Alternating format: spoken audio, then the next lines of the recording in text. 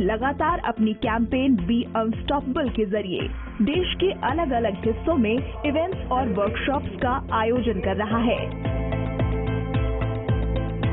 जिसका मकसद है स्मॉल स्केल इंडस्ट्री में अपॉर्चुनिटीज को बढ़ावा देना। आज देश में 13 लाख से भी ज्यादा स्मॉल और मीडियम बिजनेसेस रफ्तार पकड़ चुके हैं।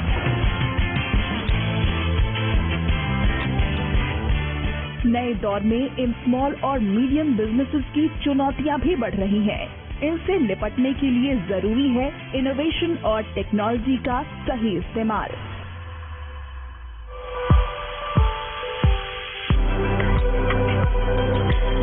जिसके लिए HP ने अपने कदम आगे बढ़ाए हैं।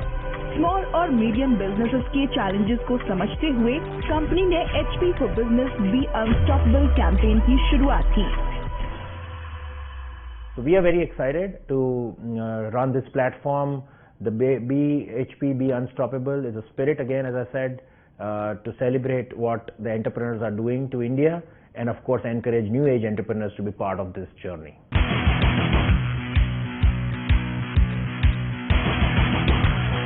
दिल्ली और मुंबई के बाद अगला पड़ाव रहा कोलकाता, जहां SMEs की चुनौतियों और भविष्य को लेकर इंडस्ट्री एक्सपर्ट्स के साथ खास चर्चा हुई।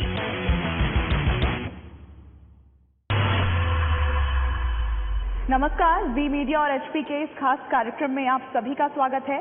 MSME सेक्टर को बढ़ावा देने के मकसद से HP अपनी सीरीज बी अनस्टॉपेबल के तहत पूरे इंडिया में इवेंट्स और वर्कशॉप्स का आयोजन कर रहा है। दिल्ली और मुंबई में हुए सक्सेसफुल इवेंट्स के बाद आज का ये सेशन कोलकाता में है, जहां हम HP बी अनस्टॉपेबल इनिशिएटिव के बारे में आपको डिटेल में बताएंगे। साथ ही हम चर्चा करेंगे MSME सेक्टर, इसके भविष्य और चुनौतियों पर भी। इसके लिए हमारे साथ हैं Naresh Agarwal, ex CEO, president procurement and CIO, retail pharma chain Emami group; Devashish Ghosh, founder and MD, Shakers appliances private limited and Shakers kitchen innovations private limited; Anjan Das Gupta, managing director, ASA international India micro finance limited; और Sanjeev Pathak, head CMIT India business at HP। स्वागत है आप सभी का यहाँ पर, इस मंच पर आप सभी का स्वागत है। और शुरुआत नरेश जी आपसे।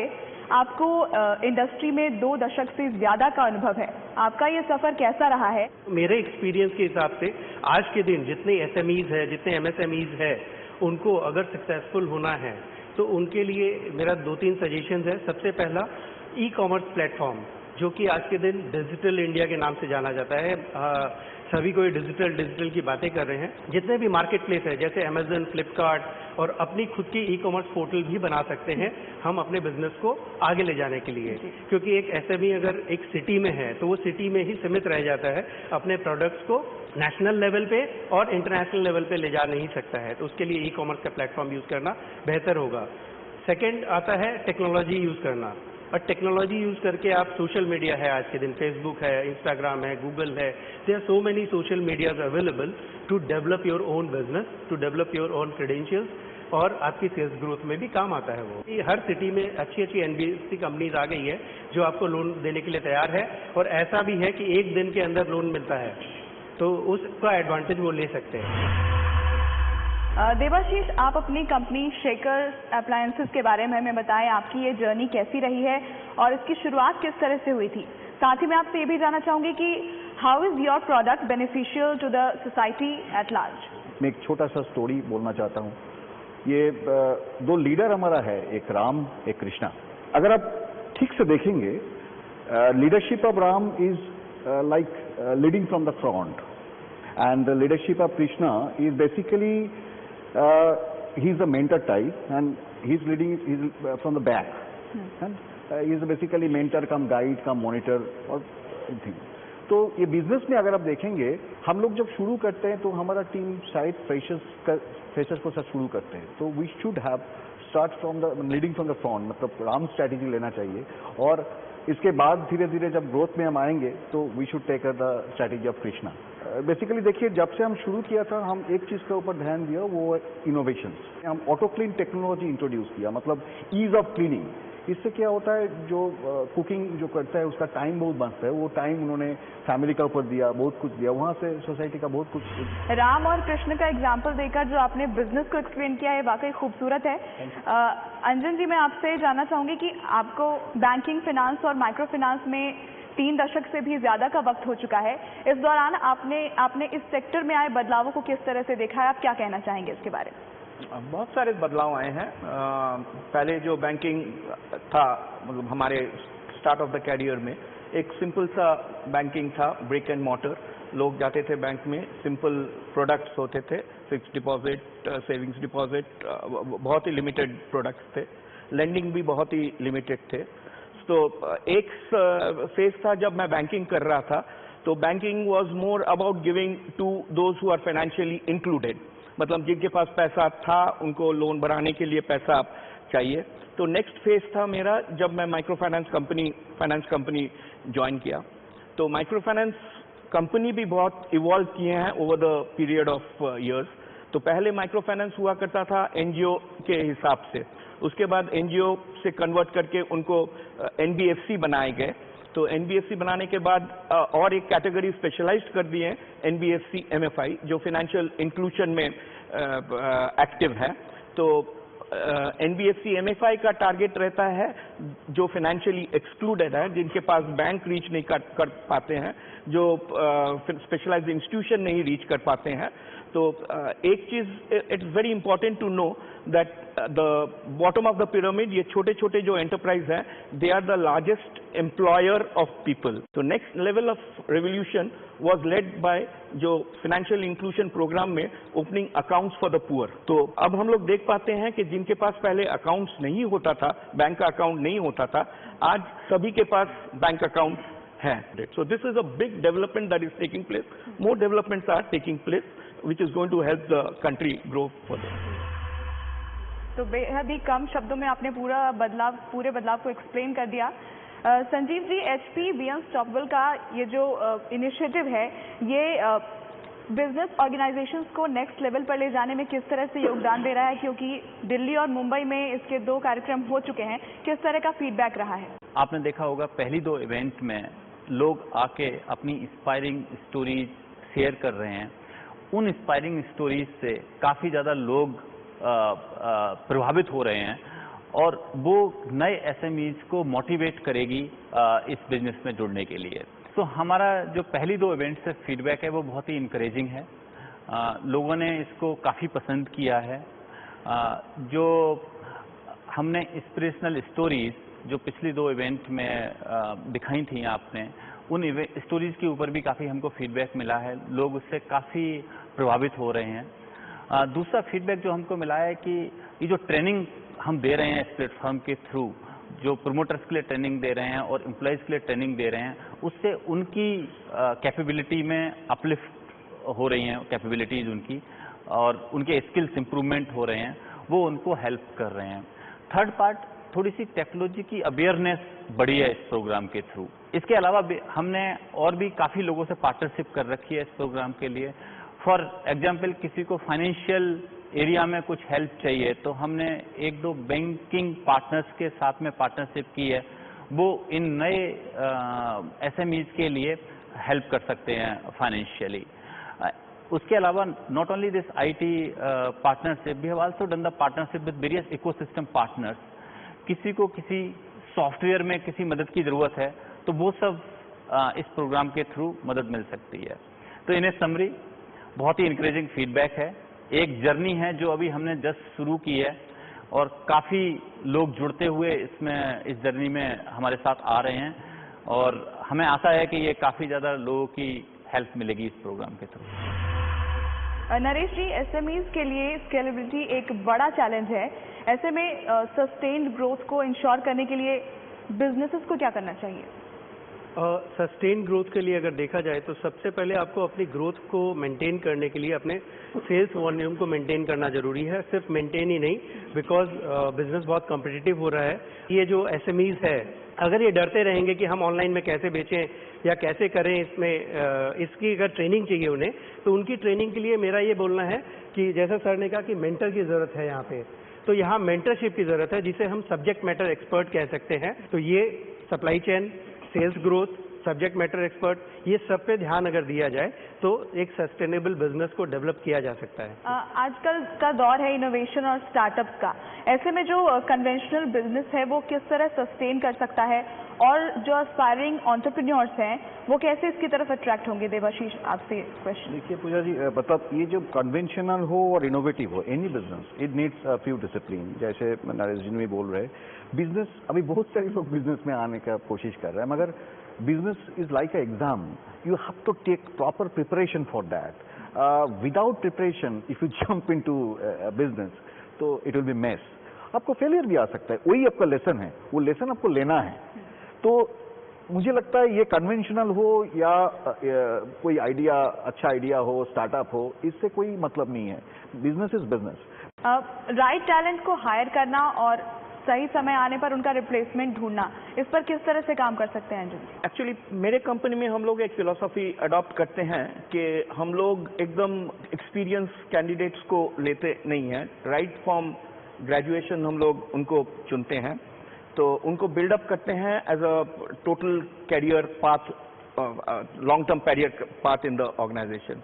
Your employees can be the greatest crisis warriors, you know, if you have an inclusive thought in the organization.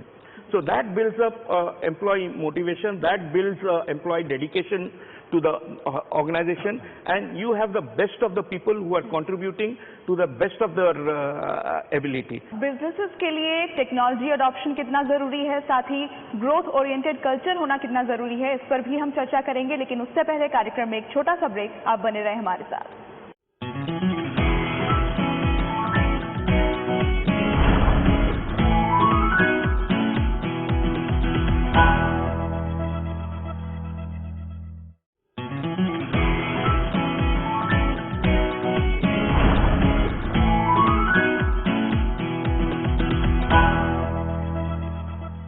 Break के बाद आप सभी का स्वागत है। In order to be unstoppable, किसी भी बिजनेस ऑर्गेनाइजेशन के लिए ग्रोथ ओरिएंटेड कल्चर होना कितना जरूरी है, ये सवाल है मेरा संजीव जी आपसे, और साथ ही मैं ये भी जानना चाहूंगी कि एचपी इसमें क्या योगदान दे रहा है अपनी तरफ से। कि किसी ऑर्गेनाइजेशन के लिए अनस्टॉपेबल होना, ये इस पर भी डिपेंड करता है कि कितने उसके एम्प्लॉई अनस्टॉपेबल अप्रोच रखते हैं। कोई भी ऑर्गेनाइजेशन अनस्टॉपेबल जब ही हो सकती है जब उसके एम्प्लॉयज के अंदर अनस्टॉपेबल कैपेबिलिटी हो।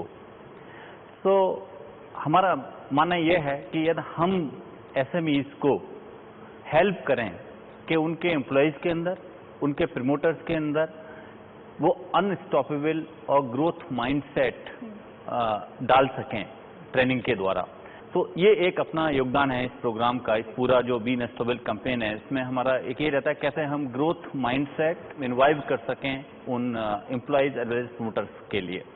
Second, growth mindset is not about, it is not only about the team, it is about the technology also, because technology बहुत तेजी से चेंज हो रही है।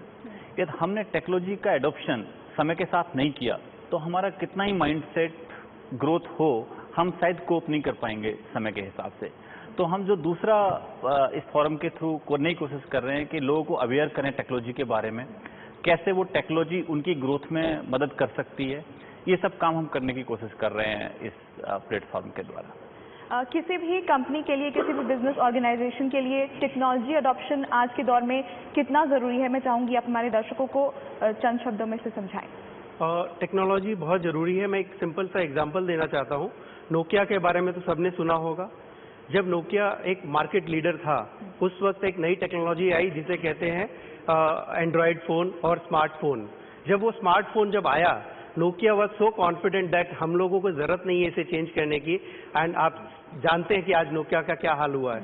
मैंने बहुत सारे बिजनेसमैन को इस तरह से गाइड किया है कि अगर आप अपनी परचेज, समझ लीजिए आपकी डेली की 1-2 करोड़ की परचेज है और वो परचेज आप मैनुअली कर रहे हैं, उस परचेज को अगर ई प्रोक्योरमेंट के थ्रू किया जाए, एक ऑक्शन का प्लेटफॉर्म लिया जाए, जैसे कि मार्केट में बहुत सारे ऑक्शन के प्लेटफॉर्म अवेलेबल है, तो मैं उन्हें गाइड करता हूं जिससे कि वो प्रोक्योरमेंट प्रोसेस ट्रांसपेरेंट हो और फुल प्रूफ हो। इसी तरह से पेमेंट गेटवे की अगर बात की जाए, हमेशा एक अगर आप रिमोट में काम कर रहे हैं, आप दूसरे टेरिटरी में काम कर रहे हैं, तो पेमेंट कलेक्शन एक बहुत बड़ी चैलेंज है जिसे कि हम पेमेंट गेटवे के थ्रू सॉल्व किया जा सकता है, जैसे कि पेटीएम है, इंस्टामोजो है, गूगल पे है। There are so many technology available nowadays. ये एक एसएमईज के लिए बहुत बड़ी एडवांटेज है अगर वो टेक्नोलॉजी को यूज करते हैं तो। देवाशीष, बिजनेसेस के लिए टेक्नोलॉजी के कई सारे विकल्प मौजूद हैं, ऐसे में ग्रोथ नीड्स के मुताबिक कौन सा विकल्प सही है, इसका चुनाव कैसे कर सकते हैं, इसके बारे में मैं आपसे जानना चाहूँ। Very interesting question. हम कोई प्रोडक्ट, जब मान लीजिए प्रोडक्ट का मैं एक एग्जांपल दे रहा हूँ, आज हम लोग जो चिमनी कर रहे हैं उसमें हम कंटिन्यूअस इनोवेशन करते हैं, ये एक टेक्नोलॉजी है। लाइक अभी हम लोग जिसका ऊपर काम कर रहे हैं, चिमनी का पेन एरिया है, उसका कुछ कार्बन एमिशन होता है बाहर में, घर से लेके हम तो घर का धुआं निकाल देते हैं मगर बाहर में तो जाता है। तो व्हाट इज द मतलब measurement of that carbon emission? So we are working on that. Maybe you will get the message on your mobile that this amount of carbon you are emitting. Number one. Number two, और एक चीज होता है chimney में, service, मतलब ये service oriented product है, तो सर्विस ड्यू का रिमाइंडर। अभी स्मार्ट जमाना आ गया, smartphone, smart watch, smart city, smart everything is smart. So we are also making our product smart. Everybody have to understand their business needs, their consumer needs, उस हिसाब से उसको चलना पड़ेगा, मुझे ये लगता है, मेरा ओपिनियन। बिल्कुल सही कहा आपने। अंजन जी, एसएमईज को लेकर फाइनेंस के फ्रंट पर सरकार की तरफ से भी कई कदम उठाए जा रहे हैं, आप इसे कैसे देखते हैं? हाँ, बहुत सारे इनिशिएटिव्स लिए हुए हैं सरकार के साइड से। एक तो है कि आफ्टर ये कुछ नेगेटिव न्यूज था एनबीएफसीज का कुछ महीने पहले, उसके बाद सरकार ने बहुत सारे प्रोएक्टिव स्टेप्स लिए हुए हैं which will revive the sector. एक तो है कि they have liberalised lending by banks to NBFCs. Recently जो टैक्स का रेट कम कर दिया है, तो वो भी और एक करेक्ट स्टेप है टुवर्ड्स एनबीएफसी। और बहुत सारे इनिशिएटिव्स लिए हैं, जैसे मैक्सिमम कैप 15% से 20% कर दिया है। So many steps have been taken by the government which in the mid and the long term is going to benefit SMEs and help them grow. Sanjeev ji, ये दौर डिजिटल ट्रांसफॉर्मेशन का है, ऐसे में एसएमईज की फ्यूचर ग्रोथ के लिए HP क्या काम कर रहा है? पहले तो ये डिजिटल ट्रांसफॉर्मेशन काफी सुना है और हर जगह बोला जाता है। मैं थोड़ा सा इस मिथ को क्लेरिफाई करना चाहूंगा। डिजिटल ट्रांसफॉर्मेशन हम कर क्यों रहे हैं, या कंपनियां डिजिटल ट्रांसफॉर्मेशन के बारे में क्यों सोच रही हैं? तो हम लोगों ने थोड़ा सा इस पर रिसर्च की थी, एंड उस रिसर्च में ये निकल के आया कि इन्वायरमेंटल बहुत ज़्यादा तेज़ी से चेंज हो रहा है। फॉर एग्जांपल, वर्क प्लेस, पहले जो वर्क प्लेस होता था वो बहुत सारी बिल्डिंग होती थी, उसमें बहुत सारे कंप्यूटर, लोग क्यूबिकल में बैठते थे। आज की डेट में वर्क प्लेस वो क्यूबिकल नहीं है। आज की डेट में कैफे कॉफी डे भी एक वर्क प्लेस बन गया है। काफ़ी मीटिंगें फेस टू फेस होती थी, हम सब लोग जाते थे। अब आज की डेट में फेस टू फेस मीटिंग बहुत ज़्यादा कन्वर्ट हो गई हैं वर्चुअल मीटिंग्स में। तो फॉर एग्जांपल, जब वर्क प्लेस चेंज हो गया तो हमें सिक्योरिटी कैसे टेक केयर करना उसका, भाई within campus you can take care of the security, but when you are working from different place, wifi network, different public domains, it is very difficult to get the security for that type of environment. तो HP ने जो काम किया है इसमें, हमने बहुत ज़्यादा काम किया है सिक्योरिटी के ऊपर, वो एक डिजिटल ट्रांसफॉर्मेशन का पार्ट है। सेकंड, हमने दूसरा काम किया कोलैबोरेशन टेक्नोलॉजीज के ऊपर, कि कैसे हमारे जो भी हम टेक्नोलॉजी डेवलप कर रहे हैं वो कैसे कोलैबोरेशन को इनकरेज करे और उससे जो है चीज़ों की जो इफिशियंसी है पूरे सिस्टम की कैसे बढ़े। इफ़ यू आस्क मी कि डिजिटल ट्रांसफॉर्मेशन के फ्रॉम ए टेक्नोलॉजी परस्पेक्टिव कौन से 3 कंपोनेंट हैं, तो I will definitely say that the companies who are in this space should definitely think about workplace, definitely think about work culture, and definitely think about design, security and collaboration. अब बात मैं करूंगी, एक entrepreneur की journey जो होती है बिल्कुल भी आसान नहीं होती। कई बार चैलेंजेस फेस करने पड़ते हैं, अप्स एंड डाउन्स होते हैं। मैं आप तीनों से एक एक लाइन में मैं चाहूँगी कि आप अपने सक्सेस मंत्रा उन बड़े एंटरप्रेन्योर्स के साथ क्या शेयर करेंगे? मेरा तो कहना है कि जब आप कुछ काम करते हैं पूरे जुनून के साथ कीजिए, पूरे कॉन्फिडेंस के साथ कीजिए। अगर आप पूरे जुनून और कॉन्फिडेंस के साथ कोई भी काम करते हैं तो उसमें सक्सेस कोई नहीं रोक सकता आपको। ये पैशन होना चाहिए, इसको काम नहीं, इसको प्यार से देखना पड़ेगा। जैसे हम लोग फुटबॉल खेलते हैं, हम टाइम नहीं देखता है कितना फुटबॉल खेल लिया, ऐसे ही करना पड़ेगा इसको। और इसमें आप गिरेंगे मगर आपको उठना पड़ेगा, जितना बार गिरेंगे उतना बार उठिए, भागिए मत, बस दैट्स इट। उसका मंत्रा तो एक ही है, number 1 having fair practices and corporate governance, so that is the main thing.